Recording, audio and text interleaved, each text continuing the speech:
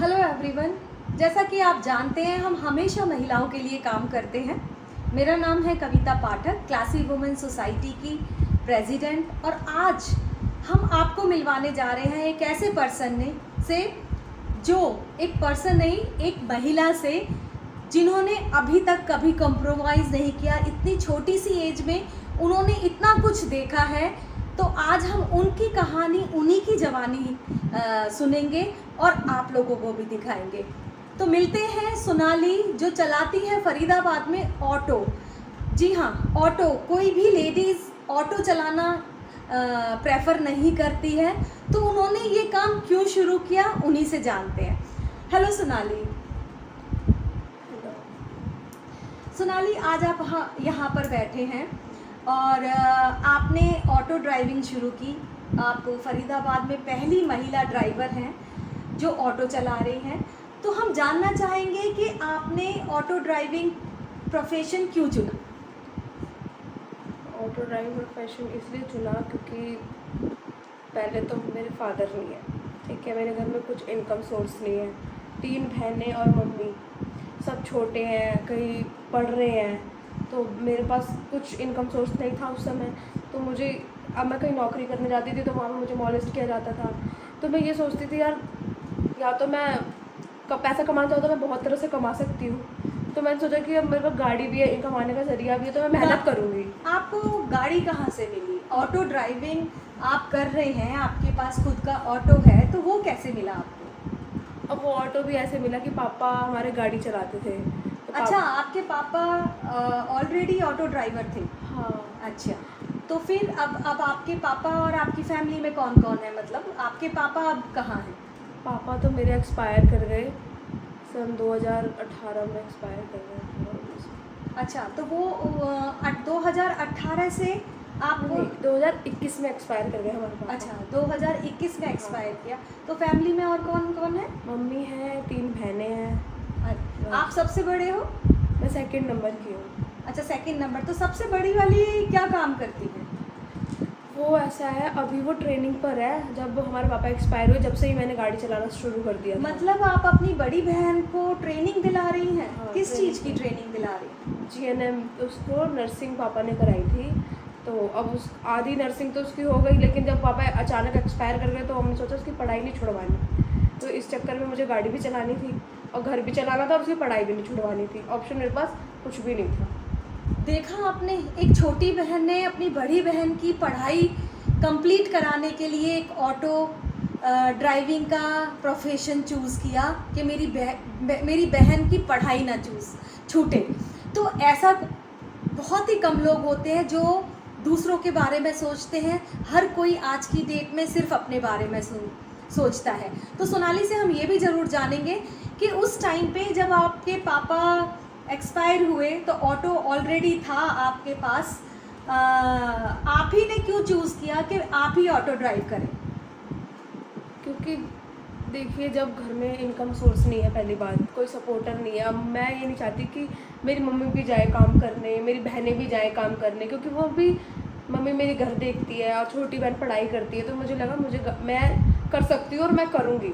कुछ गलत ना करने से तो अच्छा मैं मेहनत करके खा लूँ। तो आप तो जॉब भी कर सकती थी।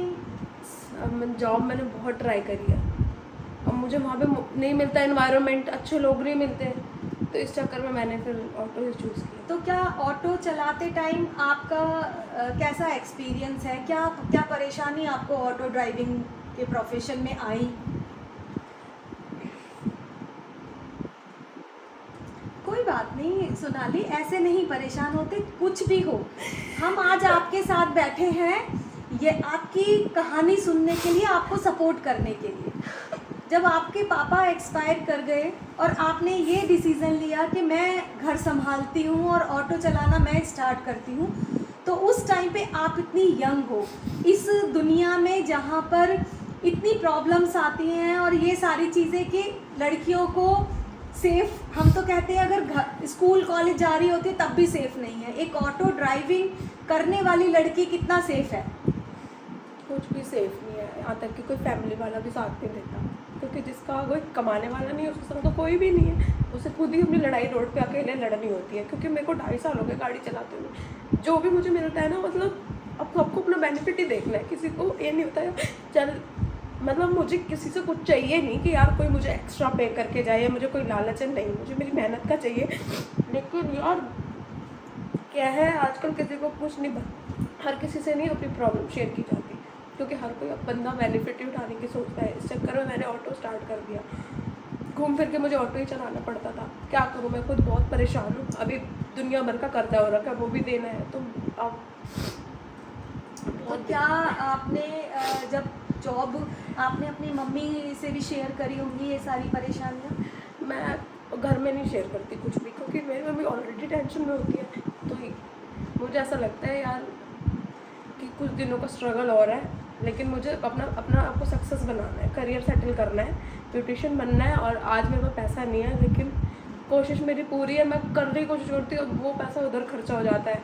अभी भी मेरे घर में बीमारी चल रही है, सब बीमार है मेरे घर में, मुझे वो भी देखना पड़ता है, गाड़ी है, बहुत सारी तो चीज़ें। आपका सपना क्या है, ब्यूटिशियन बनना? हाँ, शुरू से वही सपना था आपका, हाँ, ब्यूटिशियन बनना? अगर आज मेरे पापा होते ना, तो मेरी लाइफ बहुत इजी थी, बहुत इजी, क्योंकि जिसके आगे पीछे कोई नहीं होता ना, वो बस वही जानता है। क्या आपने सोनाली अपने रिश्तेदारों से मदद मांगी?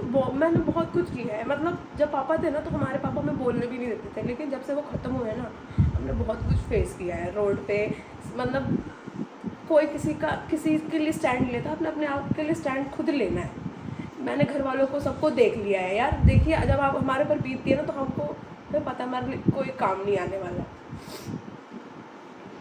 तो कितनी हिम्मत वाली लड़की है सोनाली कि इतनी सारी चीज़ों के साथ लड़ाई कर रही है, फाइट कर रही है अपनी लाइफ जीने के लिए, अपने परिवार को संभाल रही है।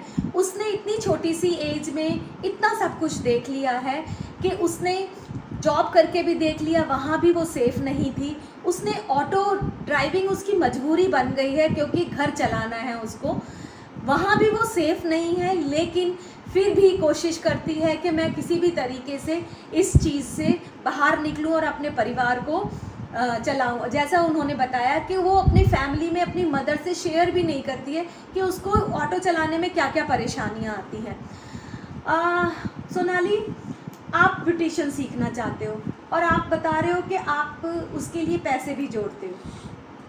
क्या जोड़ती हूँ, कोई बीमार पड़ जाता है, कहीं भी कोई दिक्कत हो जाती है, वो वहाँ खर्च हो जाते हैं यार।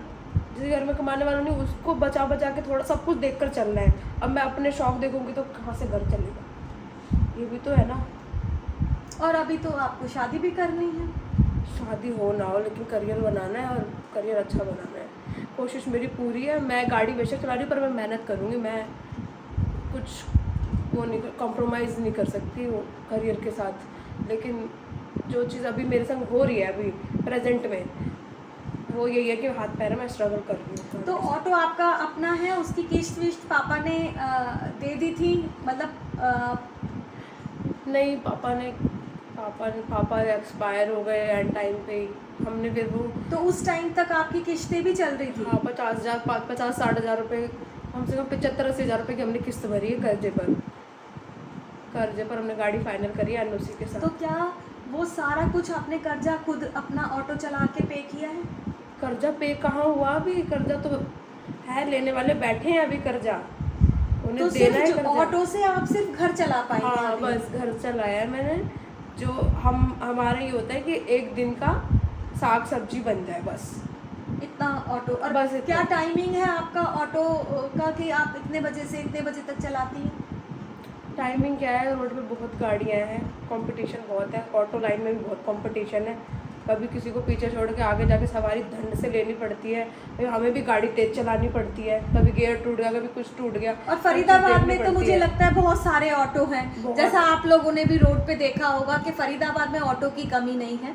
और उन सारे ऑटो के साथ भी उस पुरुष प्रधान लोगों जो ऑटो चला रहे हैं, इतने सारे लोग, उनके साथ भी इसको सवारी लेने के लिए फाइट करनी पड़ती है, क्योंकि इसको अपनी फैमिली दिख रही है, अपना घर दिख रहा है और उसको घर चलाना है।